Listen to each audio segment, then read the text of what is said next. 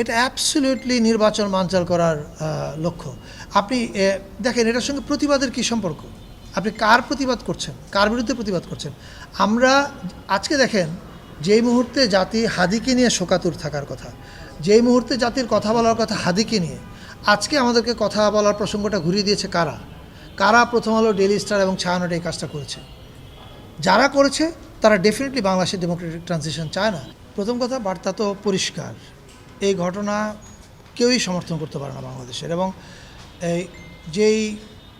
আমরা যেই মুহূর্তে একটা গণতান্ত্রিক ট্রানজিশনের দিকে যাচ্ছি, সেই মুহূর্তে এরকম একটা সাংস্কৃতিক সংগঠনে আক্রমণ করাটা কত বড় নিন্দনীয় কাজ, এটা তো আর আমার বলে দেওয়ার প্রয়োজন নাই। আমরা এখন যে কাজটা করছি সেটা হচ্ছে, যারা এই হামলাটা করেছে তাদেরকে বিভিন্ন রকমের সিসি ক্যামেরা থেকে আইডেন্টিফাই করার কাজ চলছে এবং তারা প্রত্যেকে আইনের আওতায় আসবে, এ বিষয়ে কোনো সন্দেহ নেই। দ্বিতীয়ত হচ্ছে, এই যে ছায়ানটের এই ভবনে আক্রমণের মধ্য দিয়ে তো অনেক ক্ষয়ক্ষতি সাধন হয়েছে, আপনারা নিজেরাই দেখতে পাচ্ছেন।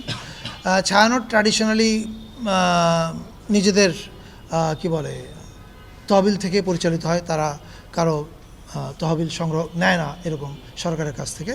কিন্তু আমরা আমাদের তরফ থেকে তাদেরকে যে কথাটা বলেছি, যে সরকার এই যা কিছু ঘটেছে এখানে, যে ক্ষতি সাধন হয়েছে, তার সমস্ত কিছুই ছায়ানট যদি আমাদেরকে জানায়, তারা যদি চায়, কারণ এটা তাদের কমিটির সিদ্ধান্তের ব্যাপার আছে, সেখানে সরকার ইমিডিয়েটলি সেই কাজটাতে হাত দেবে।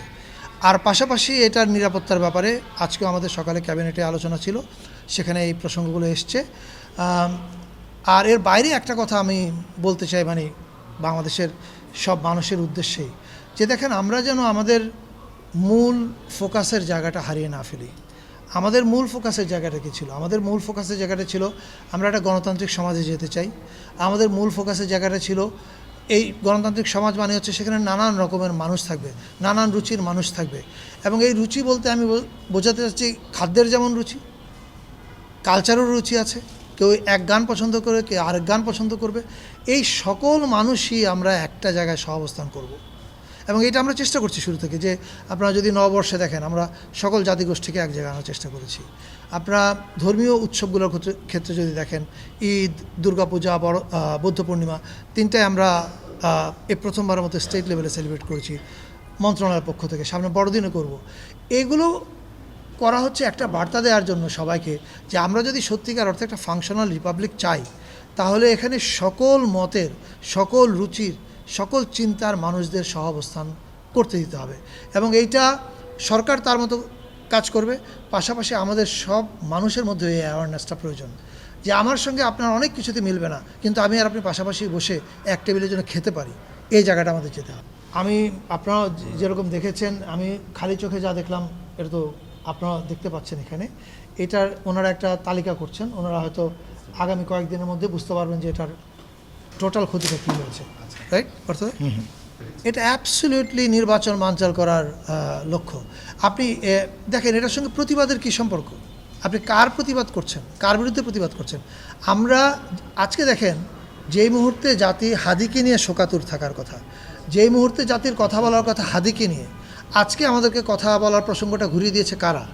কারা প্রথম আলো, ডেইলি স্টার এবং ছায়ানট এই কাজটা করেছে? যারা করেছে তারা ডেফিনেটলি বাংলাদেশের ডেমোক্রেটিক ট্রানজিশন চায় না। চাইলে তো আমরা তো আজকে হাদিকে নিয়ে কথা বলবো, হাদি আমাদের আজকে আলোচনার বিষয়বস্তু, আমরা তাকে নিয়ে শোকাতুর থাকবো। He is our symbol of resistance. কিন্তু হাদি কি কখনো এই কাজ করেছে? হাদি কি এসে এখানে কোনোদিন বলেছে কাউকে যে তুমি কি ওখানে একটা ঢিল ছুঁড়ে আসো? এটা তাহলে আপনি কী কাজ করলো? যারা করলো তারা তো কেউ আসলে এই হাদির ঘটনার সেন্টিমেন্টটাকে ব্যবহার করে একদল লোক সুযোগ নিয়েছে। এটার সঙ্গে আপনি মেইন স্ট্রিমের কোনো সম্পর্ক আছে বলে আমি মনে করি। আমি মেইন স্ট্রিম বলতে বোঝাতে চাই, কালকে শাহবাগে কারা ছিল? হাজার হাজার ছাত্র জনতা ছিল, তারা কেউ একবারও এই কথা বলেছে যে তোমরা ওখানে যাও? কেউ একজনও বলেনি। যত জায়গায় আপনি দেখবেন যে ক্ষোভ জানিয়েছে, মিছিল করেছে হাদির জন্য, তারা অফকোর্স তাদের ক্ষুব্ধ হয়েছে, কিন্তু সেই ক্ষুব্ধ হওয়ার জন্য তো কেউ হঠকারী কাজ করতে পারেনি। এখন কাজ কারা করতে বলেছে, কে করেছে, এটা আপনারা জানেন, আমরা জানি। ডেফিনেটলি সরকারের ব্যবস্থা নেবে। এবং এটা নিয়ে আমি যেটা বললাম, যে সকালেও ক্যাবিনেটে মিটিং ছিল আইনশৃঙ্খলা কমিটির, তারা এটা নিয়ে কাজ করছে।